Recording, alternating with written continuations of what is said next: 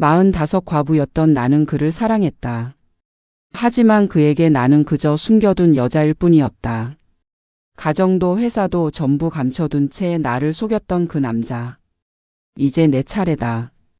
2024년 3월 15일. 남편이 세상을 떠난 지 2년이 지났다. 2년이라는 시간 동안 나는 혼자서 모든 걸 견뎌냈다. 장례식장에서의 조문객들, 시댁 식구들의 차가운 시선, 그리고 혼자 남겨진 집. 남편은 교통사고로 갑자기 떠났고 나는 준비할 시간조차 없었다. 45의 나이에 과부가 된다는 건 생각보다 힘든 일이었다. 친구들은 이제 새로운 삶을 살아야지라고 말했지만 어디서부터 시작해야 할지 막막했다. 오늘은 친구 은경이의 권유로 오랜만에 등산을 나왔다. 북한산 자락의 작은 등산로였다. 봄바람이 상쾌하게 불어왔고 산 아래로 보이는 서울의 풍경이 아름다웠다. 언니, 이렇게라도 나와야 기분 전환이 되잖아. 은경이가 내 팔짱을 끼며 말했다. 산을 내려오다가 발을 헛디뎠다. 순간 균형을 잃고 넘어질 뻔한 순간 누군가 내 팔을 잡아줬다. 괜찮으세요? 낮고 침착한 목소리였다. 고개를 들어보니 50대 후반쯤 되어 보이는 남자가 서 있었다. 단정한 등산복 차림에 온화한 인상이었다. 네, 감사합니다. 조심하셔야죠. 여기 돌이 많아서 위험해요. 그는 내가 안정을 찾을 때까지 팔을 잡고 있었다. 은경이가 뒤에서 언니 괜찮아? 라고 물었고 나는 괜찮다고 대답했다. 혹시 다치신 데는 없으세요? 남자가 걱정스러운 표정으로 물었다. 네, 괜찮아요. 정말 고맙습니다. 다행이네요. 조심해서 내려가세요. 그렇게 우리는 헤어졌다. 하지만 이상하게 그 남자의 목소리가 귓가에 맴돌았다. 오랜만에 느껴보는 낯선 감정이었다. 2024년 3월 20일. 일주일이 지났다. 그 남자 생각은 금방 잊혀졌다. 아니, 잊으려고 노력했다는 게 맞다. 오늘은 동네 마트에서 장을 보고 있었다. 카트를 밀며 채소 코너를 지나가는데 누군가 나를 불렀다. 저기 혹시 지난주에 북한산에서 뵌 분 아니세요? 돌아보니 그 남자였다. 아, 그때 도와주셨던 분이시네요. 맞아요. 반갑습니다. 저는 김민수라고 해요. 저는 박수진이에요. 여기 사시나 봐요? 저도 이 동네 살아요. 2, 3년 됐나? 그렇게 우리는 자연스럽게 대화를 나눴다. 그는 이 동네에서 작은 사업을 한다고 했다. 구체적으로 무슨 일을 하는지는 말하지 않았지만 안정적인 삶을 사는 것 같았다. 혹시 커피 한 잔 하실래요? 여기 근처에 괜찮은 카페가 있어요. 순간 망설여졌다. 하지만 그의 눈빛이 진실해 보였고 무엇보다 오랜만에 느껴보는 설렘이 있었다. 좋아요. 우리는 마트 근처 작은 카페로 갔다. 창가 자리에 앉아 따뜻한 아메리카노를 마시며 이야기를 나눴다. 가족은 어떻게 되세요? 내가 조심스럽게 물었다. 혼자 살아요. 이혼한 지 오래됐어요. 그가 씁쓸하게 웃었다. 아, 그러시구나. 수진 씨는요? 저도 혼자예요. 남편을 2년 전에 잃었어요. 힘드셨겠어요. 그의 목소리에 진심 어린 위로가 담겨 있었다. 우리는 2시간 넘게 이야기를 나눴다. 그는 좋은 경청자였고 내 이야기를 진지하게 들어줬다. 헤어질 때 그가 전화번호를 물었다. 다음에 또 뵐 수 있을까요? 나는 잠시 망설이다가 번호를 알려줬다. 집으로 돌아오는 길 가슴이 두근거렸다. 2024년 4월 5일. 민수 씨와 만난 지 2주가 지났다. 그동안 우리는 문자를 주고받았고 3번 더 만났다. 오늘은 한강공원에서 만나기로 했다. 여의도 한강공원에 벚꽃이 만개했다는 소식을 듣고 민수 씨가 먼저 제안했다. 와, 정말 예쁘다. 내가 감탄하며 말했다. 그러게요. 이렇게 벚꽃 구경하는 게 얼마만인지 모르겠어요. 우리는 벚꽃나무 아래를 걸으며 이야기를 나눴다. 그는 자신의 과거에 대해 조금씩 이야기했다. 전 부인과는 성격 차이로 헤어졌다고 했다. 자녀는 없다고 했다. 사업은 어때요? 요즘 경기가 안 좋다던데. 내가 물었다. 뭐 그럭저럭 버티고 있어요. 작은 회사라 큰 욕심 없이 꾸준히 하는 게 목표예요. 그의 대답은 항상 애매했다. 구체적으로 무슨 일을 하는지 회사 규모가 어떤지 말하지 않았다. 하지만 나는 깊이 캐묻지 않았다. 그저 함께 있는 게 편안했다. 해가 질 무렵 우리는 한강변 벤치에 앉아 있었다. 민수 씨가 조심스럽게 내 손을 잡았다. 수진 씨, 저 솔직히 말씀드리고 싶은 게 있어요. 네? 요즘 수진 씨 생각이 자꾸 나요. 이런 감정이 오랜만이라 어떻게 표현해야 할지 모르겠어요. 내 심장이 빠르게 뛰었다. 나도 같은 감정을 느끼고 있었다. 저도요. 내가 작게 대답했다. 그는 내 손을 꽉 잡았다. 우리는 그렇게 한강을 바라보며 오래 앉아 있었다. 2024년 4월 20일. 민수 씨와의 관계가 깊어지고 있었다. 우리는 일주일에 서너 번씩 만났다. 영화를 보러 가거나 맛집을 찾아다니거나 그냥 산책을 하기도 했다. 오늘은 민수 씨가 자신의 차로 드라이브를 가자고 했다. 강원도 춘천까지 가는 길이었다. 이렇게 멀리까지 가도 돼요? 내가 물었다. 당연하죠. 수진 씨랑 함께라면 어디든 좋아요. 그의 차는 고급 세단이었다. 내비게이션도 최신식이고 가죽 시트도 부드러웠다. 작은 사업을 한다는 말치고는 꽤 좋은 차였다. 차가 좋네요. 내가 말했다. 아, 이거요? 중고로 싸게 샀어요. 그가 웃으며 대답했다. 춘천에 도착해서 우리는 남이섬에 갔다. 봄꽃이 활짝 핀 남이섬은 연인들로 가득했다. 우리도 그들처럼 손을 잡고 걸었다. 수진 씨 행복해요? 민수 씨가 물었다. 네, 정말 오랜만에 이렇게 행복해요. 저도요. 수진 씨를 만나고 나서 삶이 달라진 것 같아요. 우리는 섬을 다 돌고 난 후 근처 펜션에 들어갔다. 민수 씨가 미리 예약해둔 곳이었다. 여기서 하루 묵고 가요. 피곤하실 텐데 쉬었다 가는 게 좋을 것 같아서요. 펜션은 깨끗하고 조용했다. 창밖으로 호수가 보이는 아름다운 곳이었다. 저녁을 먹고 난 후 우리는 자연스럽게 가까워졌다. 그의 품에 안겼을 때 오랜만에 느끼는 온기가 너무 좋았다. 우리는 그날 밤 서로를 확인했다. 2024년 5월 10일. 민수 씨와의 관계는 계속 이어졌다. 우리는 일주일에 한두 번씩 만나 시간을 보냈다. 하지만 가끔 이상한 점들이 눈에 띄었다. 민수 씨는 주말에는 거의 연락이 안 됐다. 가족 행사가 있어서라거나 일이 바빠서라는 핑계를 댔다. 평일 저녁에만 만날 수 있었다. 주말에 한번 만날 수 없을까요? 내가 물었다. 미안해요, 수진 씨. 제가 주말에는 지방 출장이 많아서요. 회사 일 때문에 어쩔 수 없어요. 그렇구나. 많이 바쁘시네요. 이해해줘서 고마워요.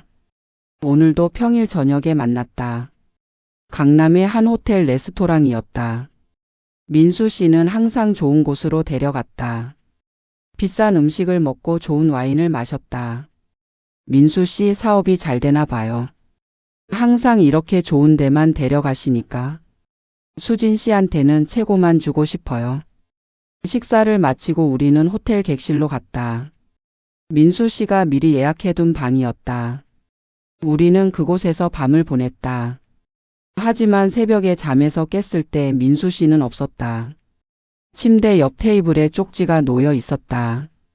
수진 씨, 급한 일이 생겨서 먼저 가요. 천천히 쉬다가 나가세요. 사랑해요. 왠지 모를 허전함이 밀려왔다. 2024년 6월 3일. 석 달이 지났다.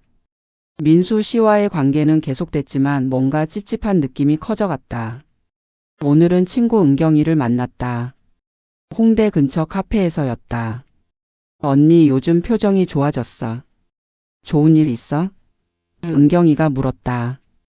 응, 사람을 만나고 있어. 진짜? 누구야? 어떻게 만났어? 나는 민수 씨와의 만남에 대해 이야기했다. 은경이는 처음에는 좋아하는 듯 했다가 점점 표정이 굳어졌다. 언니, 근데 이상한 점 없어? 무슨 말이야? 주말에 안 만난다는 거, 회사 이야기를 구체적으로 안 한다는 거, 항상 호텔에서만 만난다는 거. 이거 다 수상하잖아. 그래도 민수 씨는 이혼했다고 했어. 언니, 그 말 믿어? 요즘 남자들 다 그렇게 말하잖아. 나 솔직히 걱정돼.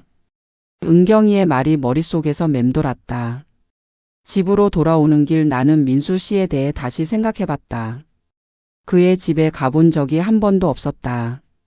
그는 항상 집이 좀 지저분해서 리모델링 중이라서라는 핑계를 댔다. 회사에 대해서도 구체적으로 아는 게 없었다. 심지어 명함 한 장 받아본 적이 없었다. 밤에 민수 씨에게 전화했다. 민수 씨, 이번 주말에 만날 수 있어요? 미안해요, 수진 씨.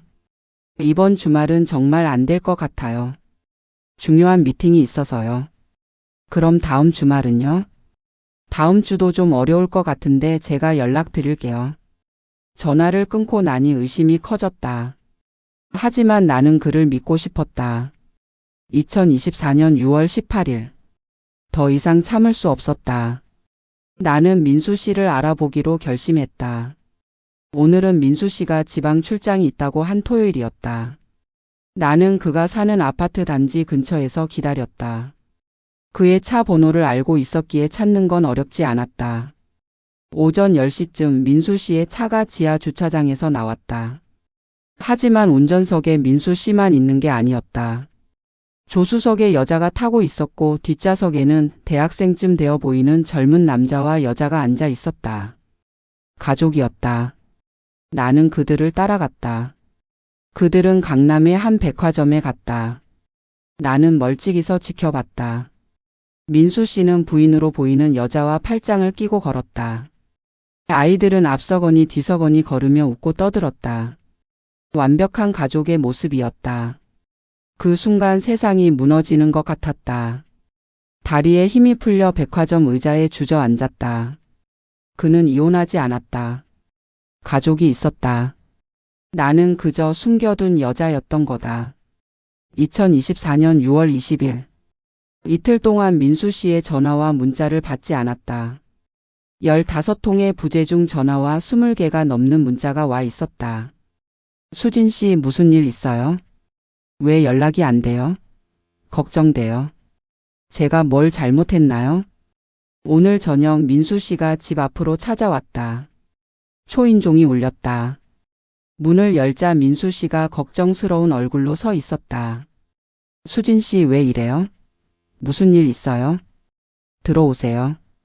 거실로 들어온 민수 씨에게 나는 침착하게 물었다. 지난 토요일에 뭐 하셨어요? 토요일이요? 지방 출장 갔었잖아요. 거짓말 마세요. 난 다 봤어요.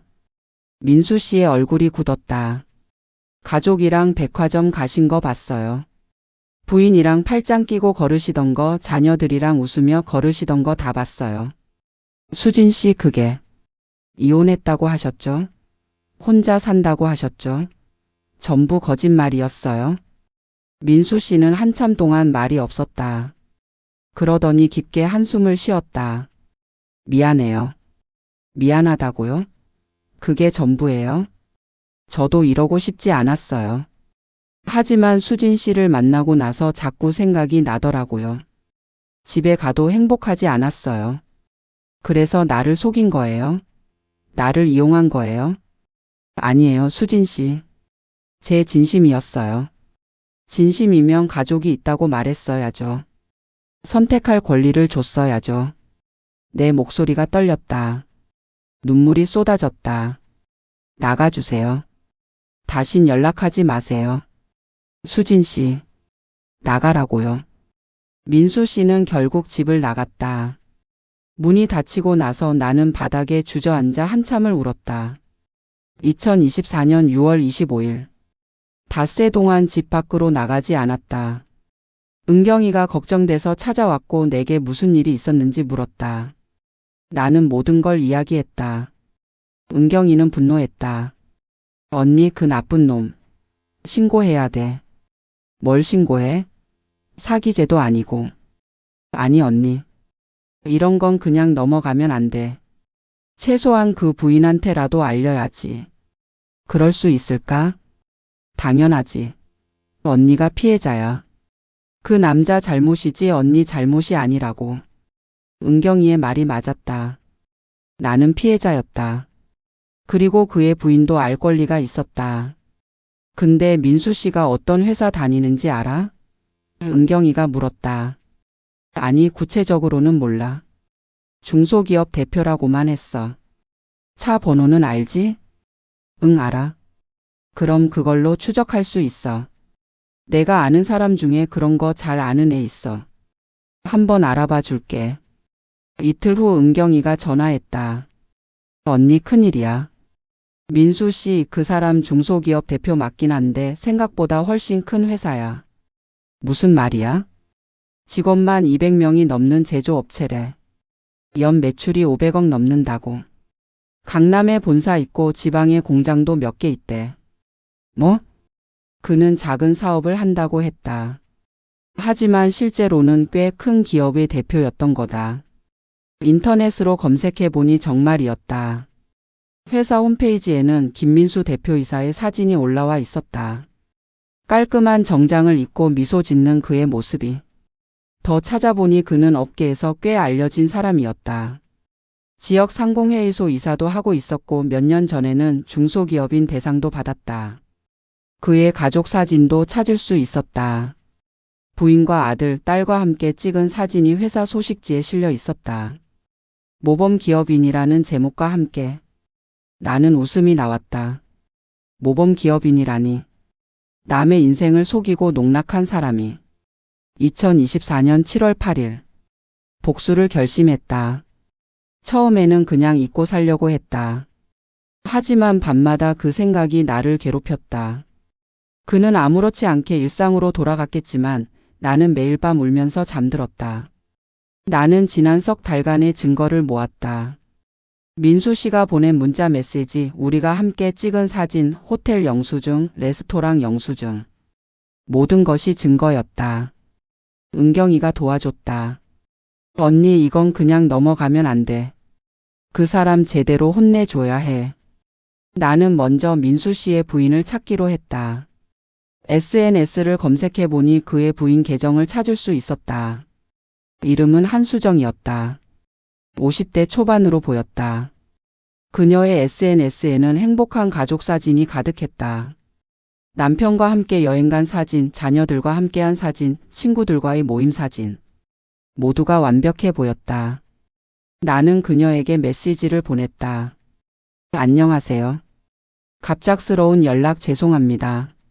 한수정님의 남편 김민수 씨에 대해 알려드릴 게 있습니다. 직접 만나 이야기할 수 있을까요? 이틀 후 답장이 왔다. 누구시죠? 무슨 일로 그러시는 건가요?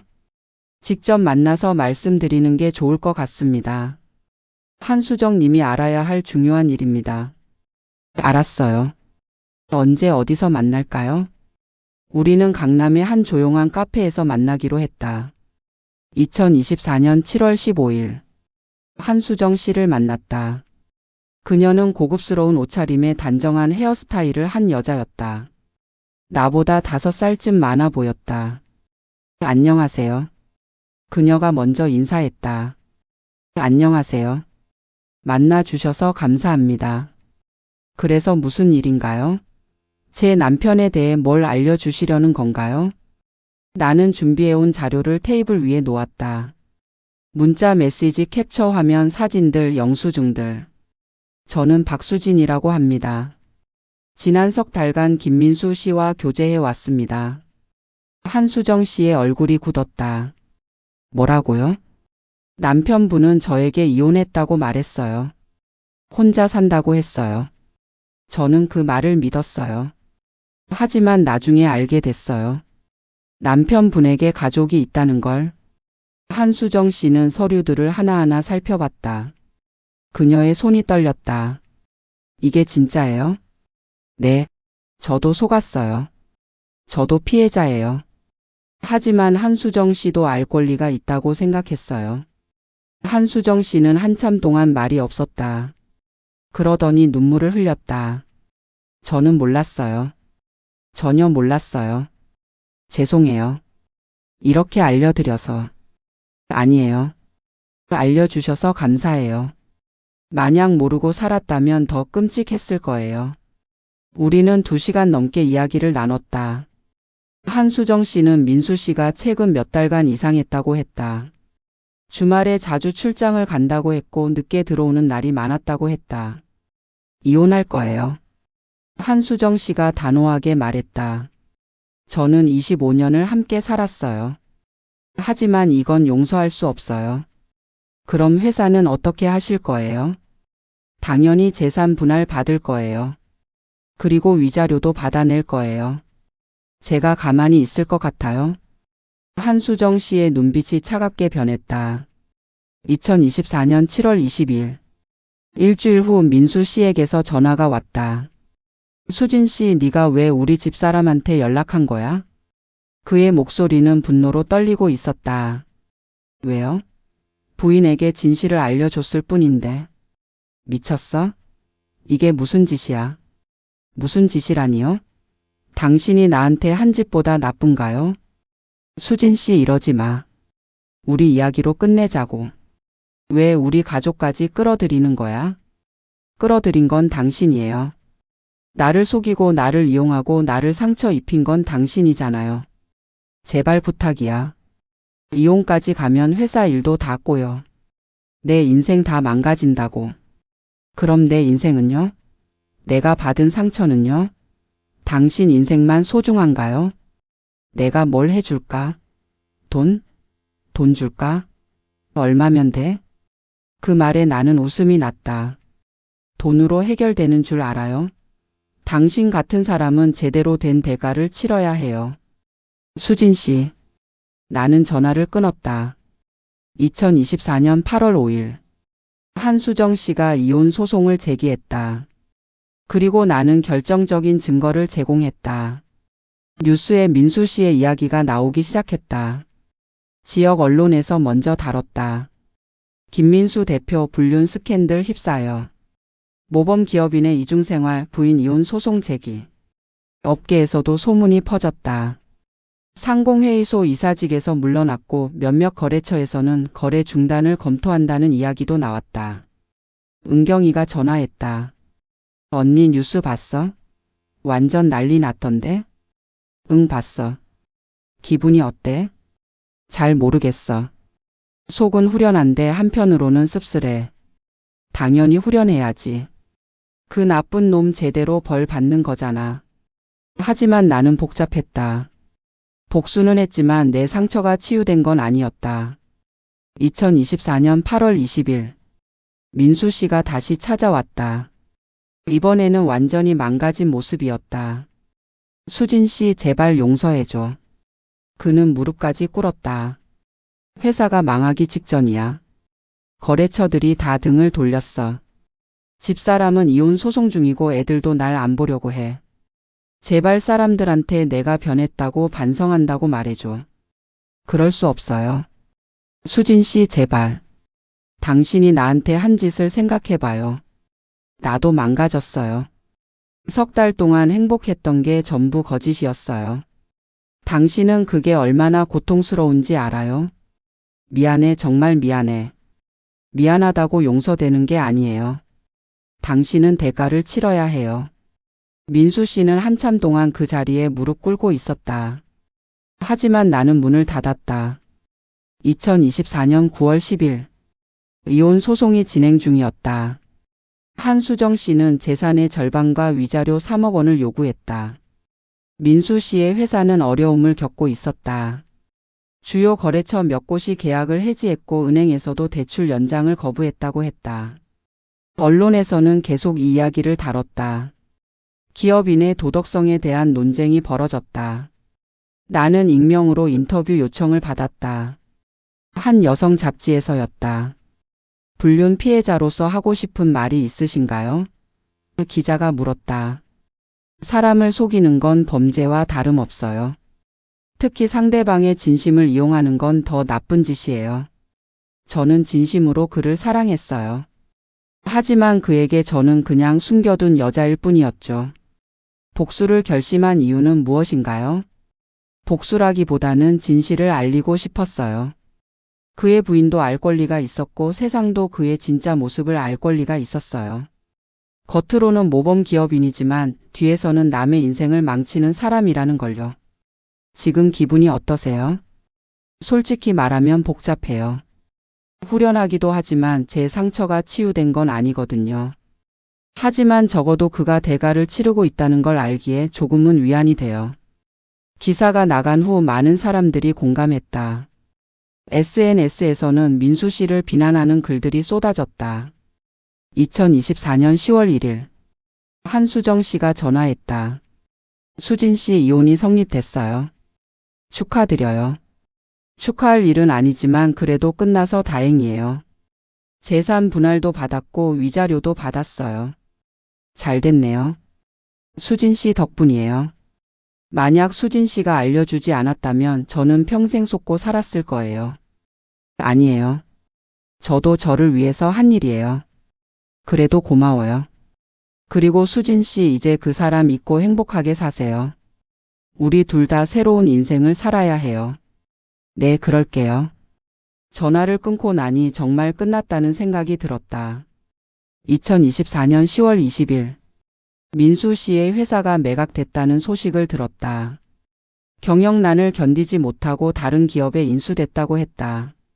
민수 씨는 대표이사 자리에서 물러났고 모든 경영권을 넘겼다고 했다. 그가 평생 일궈온 회사를 잃은 거였다. 나는 복잡한 기분이었다. 그가 망하는 걸 원했지만 막상 그 소식을 듣고 나니 허무했다. 은경이가 물었다. 언니 후회돼? 아니, 후회는 안 해. 그는 대가를 치러야 했어. 다만 이게 끝이라는 게 실감 안 날 뿐이야. 이제 언니도 새로 시작해야지. 응, 그래야지. 2024년 11월 5일. 나는 상담을 받기 시작했다. 심리 상담사를 찾아가 내 이야기를 했다. 당신은 피해자예요. 자책할 필요 없어요. 상담사가 말했다. 하지만 제가 너무 쉽게 믿었던 것 같아요. 사랑은 믿음이에요. 상대를 믿는 건 당연한 거예요. 잘못한 건 당신이 아니라 상대방이에요. 그래도 이렇게 아플 줄 몰랐어요. 시간이 필요해요. 천천히 치유될 거예요. 상담을 받으면서 조금씩 마음이 편해졌다. 내가 잘못한 게 아니라는 걸 받아들이기 시작했다. 2024년 11월 25일. 오랜만에 등산을 갔다. 은경이와 함께 북한산에 올랐다. 민수 씨를 처음 만났던 그곳이었다. 여기서 그 사람 만났었지? 은경이가 물었다. 응. 이제 괜찮아? 응, 많이 나아졌어. 정상에 올라 서울을 내려다봤다. 찬 바람이 불었지만 상쾌했다. 언니, 니는 잘못 없어. 그거 알지? 은경이가 내 어깨를 감싸며 말했다. 응, 알아. 이제 알 것 같아. 산을 내려오면서 생각했다. 나는 다시 시작할 수 있다. 이 아픔도 지나갈 것이다. 2024년 12월 8일. 1년이 거의 끝나가고 있다. 민수 씨와의 일은 이제 과거가 됐다. 가끔 생각나지만 예전처럼 아프지 않다. 한수정 씨에게서 가끔 연락이 온다. 그녀도 새로운 삶을 살고 있다고 했다. 자녀들과 더 가까워졌고 자신의 일을 찾았다고 했다. 우리 같은 여자들은 강해야 해요. 그녀가 말했다. 맞아요. 우리는 살아남았어요. 나는 다시 나를 찾아가고 있다. 취미 생활도 시작했고 봉사활동도 하고 있다. 같은 처지의 여자들을 돕는 단체에서 일하고 있다. 오늘 상담사가 물었다. 이 모든 일을 겪고 나서 당신에게 가장 큰 변화는 뭐예요? 나는 잠시 생각하다가 대답했다. 나 자신을 믿게 됐어요. 그리고 내가 강한 사람이라는 걸 알게 됐어요. 무너졌지만 다시 일어설 수 있다는 것도요. 좋은 깨달음이네요. 이 아픔도 결국은 나를 성장시켰어요. 쉽지 않은 방법이었지만요. 집으로 돌아오는 길 겨울 하늘이 맑았다. 차가운 공기가 얼굴에 닿았지만 상쾌했다. 나는 살아있다. 그리고 앞으로 나아갈 것이다.